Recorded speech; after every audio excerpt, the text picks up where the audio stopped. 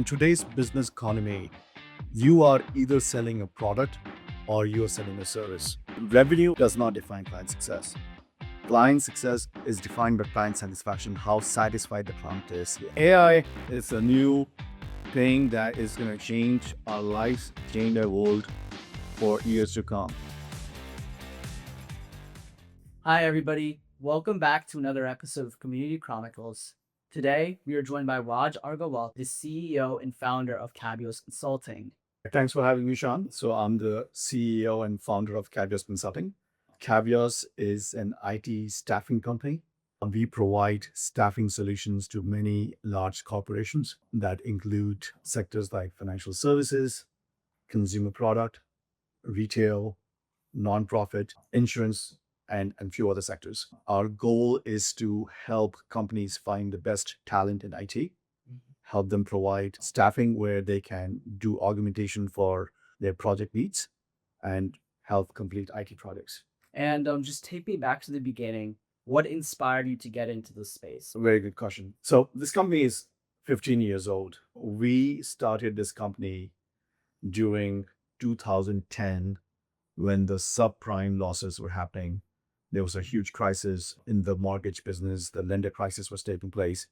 I personally was working as an IT manager at multiple banks. The banks were hit hard by that. So banks were doing really bad at that time.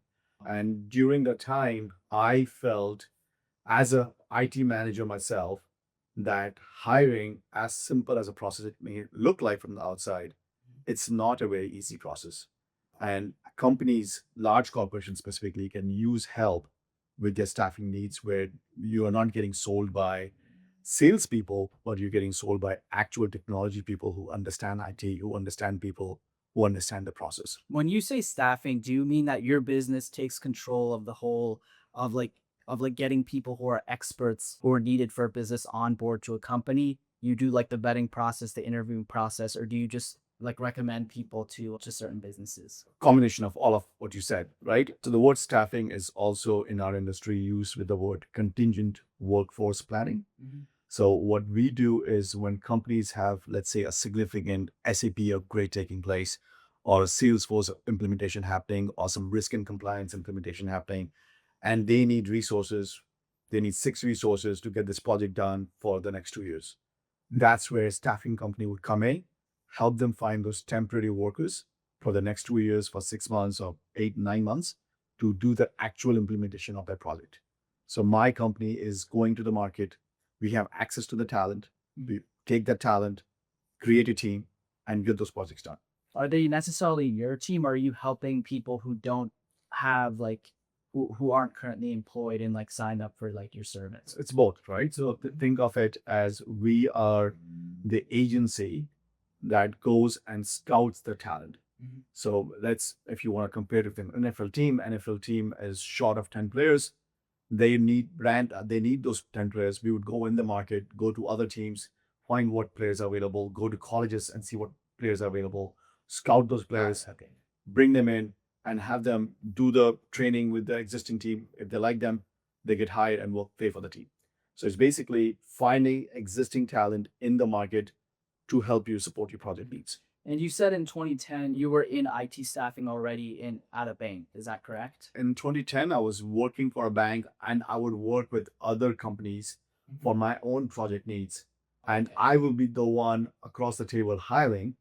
And in 2010, when I started the business, I went across the aisle and now I'm the one providing those resources to the IT managers.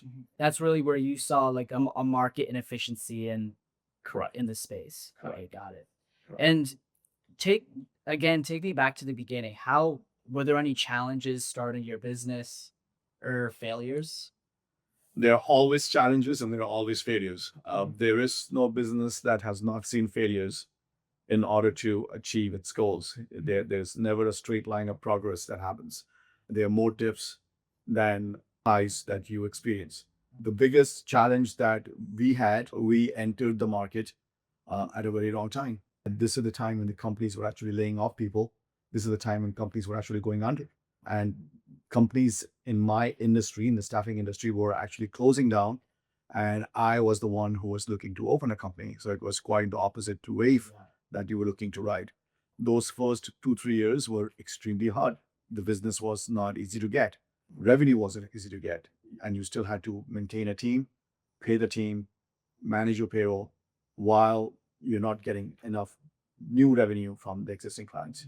So, and building your first client is always a challenge. My first client came through a cold call. Even though I was a person with a huge network in the finance industry, none of my networks was willing to buy. Number one, I was a new company. Number two, there was a subprime loss happening in the market. Companies were not hiring at that time. So I had to basically jump in and do the traditional cold calling, cold marketing, sales 101 to open the first account.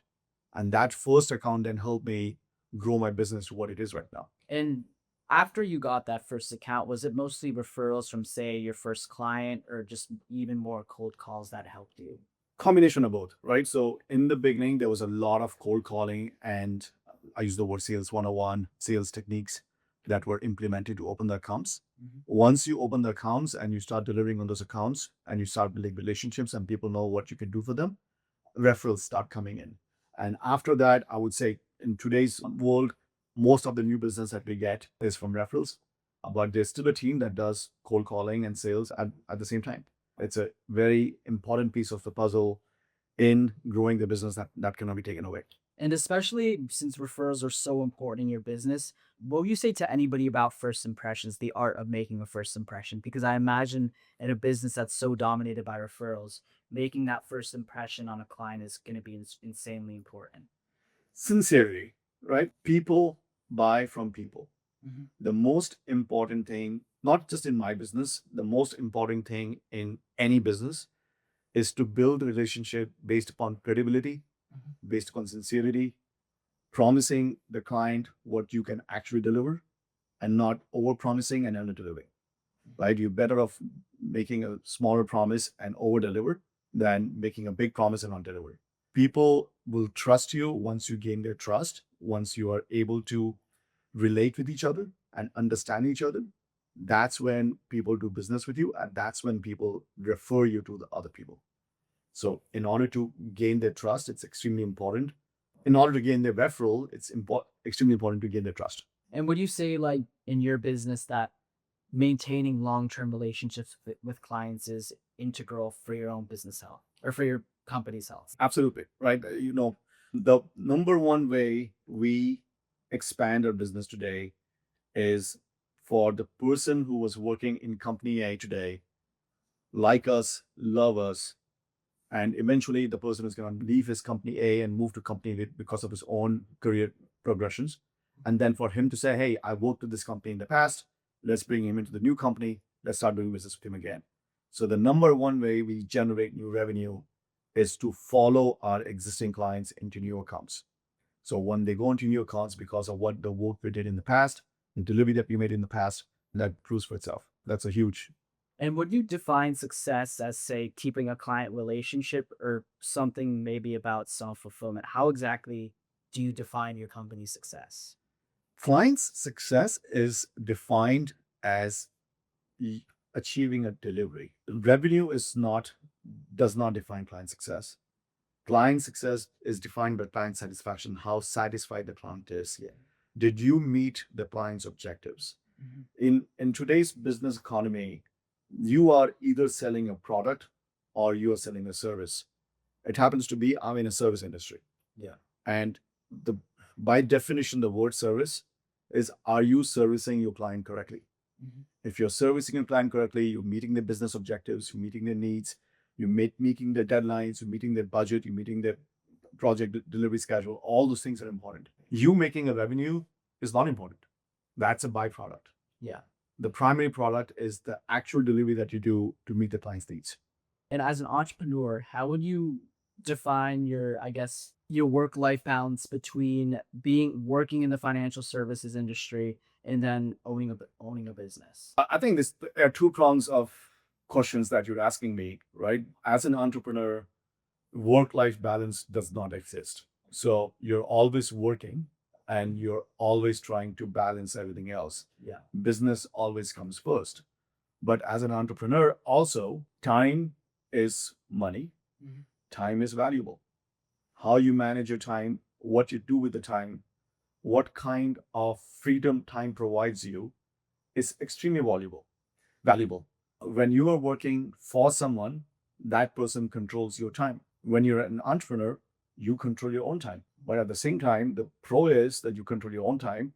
The con is that your business controls your time, right? So you really have to balance your life, work life, the word you use, in a manner where the business is growing and expanding, but at the same time allowing you to do what you do best, which is take care of your family, right? And that's where the work-life balance comes in. You have to manage your work where business is always in a path of growth, but you have to manage your life where you are still giving time to yourself so you can drop your kids to school, go to a movie with your wife, or go play golf by yourself. And is that what would you say? Would you say that that's your main driver of success, or wanting, say, to continue devoting your own time to your business or staying committed to it? I think the biggest driver as an entrepreneur is to create value for your business, which value to me means you're providing client satisfaction, right? There's no way you can provide clients,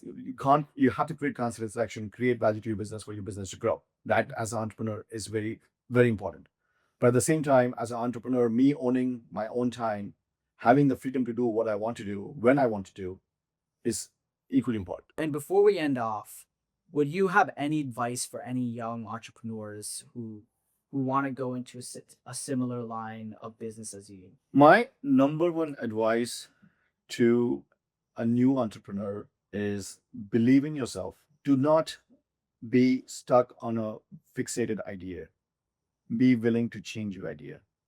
Be willing to improvise. The idea that you're going to jump into your business with may or may not work. At some given time, when you see the failure, learn from your failure, change your ideas, improvise on your ideas.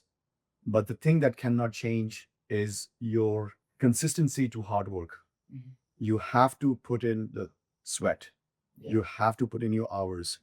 You cannot focus on work life. You have to be, your behavior has to be very consistent to your goals. Just to interject, there's a lot of entrepreneurs that are in college or even in high school that are making startups, but they don't realize that all of their time they need to maximize their time towards their business. They don't see the value in hard work sometimes, which is really, I think, the pitfall of many young people. Well, I may or may not agree with you, but at the same time, what I do agree with, without hard work, without consistent behavior, without a strict process, you will not succeed in your business. There are no shortcuts in running a business. There are no new technology, modern era things that would change, that would take away your hard work in achieving your business. Can you get lucky by doing one thing that gives you a huge break? Absolutely, you can. But luck, luck favors the brave. End of the day, you have to be brave to take the step. You have to take the step consistently every day. There is no substitute to hard work. You may get lucky once in a while. That's fine. I understand. But again, that would not define long-term success. How do you define the term entrepreneur? What comes to your mind? That's a profound question, Sham. To me, an entrepreneur is someone who finds an opportunity and capitalizes on that. That opportunity could be, again, selling a service, building a product, could even be somebody opening a lemonade stand in Florida. If the person realized, hey, I have too many passersby who are thirsty and they can use lemonade, that's an entrepreneur. If somebody realizes this land was empty, I should build a building on it, that's an entrepreneur. If somebody realizes, hey, I can build this AI tool and make process and improve the automation, that's an entrepreneur. Entrepreneur comes in all kinds of sizes and shapes, but the person who finds an opportunity, capitalizes on that, to me, that's an entrepreneur. How would you say AI is changing that landscape of what it means or how you can become an entrepreneur? AI is a new thing that is going to change our lives, change our world for years to come. The way we saw .com in Y2K in 2000, possibly before you were born, is what AI is today, what internet has done to technology and to computers back in the day is what AI is going to do to your generation in the future. As far as I'm concerned, AI reduces the barriers of entry to start a business. You can think of an idea, you can implement an idea with tools in AI much quicker and much faster. During our time in 2000s, you may need a very capital heavy investment to start a business. In today's world, you may not need a capital investment heavy business. You may just need an idea, a tool, implementation, and vision. As long as you have the vision to implement it, see through it, AI is going to make many more entrepreneurs and many more successful entrepreneurs. And the process of starting a business is going to get a lot easier. The ideas are going to get a lot better. Automation is going to be the key. The person who finds the best process is going to win the race. Thank you so much for watching this episode of Community Chronicles. Make sure to like and subscribe and follow our Instagram. We post Instagram reels there, and then also watch our YouTube shorts. Tune in for next week's episode on YouTube, and thank you so much. Peace out.